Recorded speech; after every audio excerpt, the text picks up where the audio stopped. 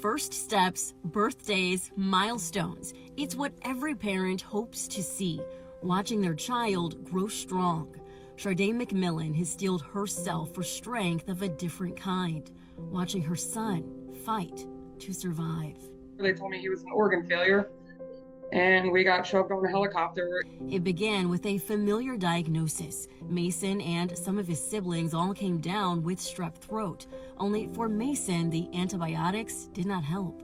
24 hours later, Mason was just acting weird, and then he came out of his room and his lips were purple and he had purple blotches all over him, and I knew right away that he was in sepsis. Airlifted to multiple hospitals for specialized care, Mason was running out of time. Streptococcal toxic shock syndrome, which is a form of sepsis. Then he developed another rare condition, a flesh-eating infection. The necrotizing fasciitis, it literally eats your skin, essentially.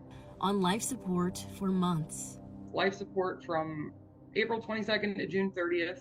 To save his life, doctors would have to change it forever. He woke up with his hands amputated already, because they did that while he was on life support. He was awake and had that anticipation of having his feet amputated, which was pretty horrible. Mason was eventually transported here to the burn unit at Akron Children's Hospital with wounds covering up to 50% of his body and a long road to recovery ahead. I knew that eventually I'd be able to figure things out again, so that kept me going.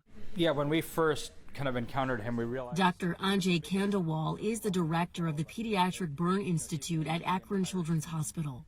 Now, in Mason's case, requiring an amputation of all four extremities is pretty unusual. It's rare that we have to do that, but that just kind of indicates how severe his disease process was and how involved or how much dead skin, dead muscle, he was dealing with. Mason began aggressive therapy, determined to regain independence during his 3-month stay.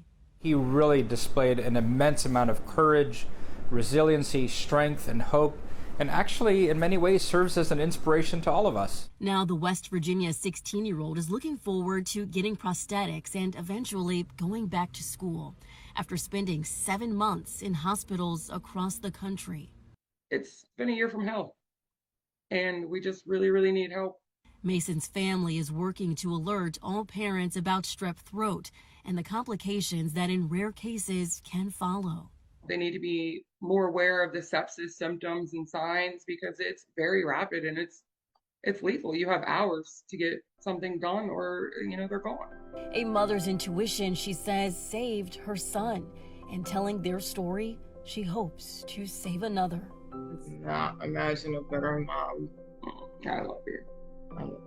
She definitely helped me get through this. Maya Belai, Fox 8 News.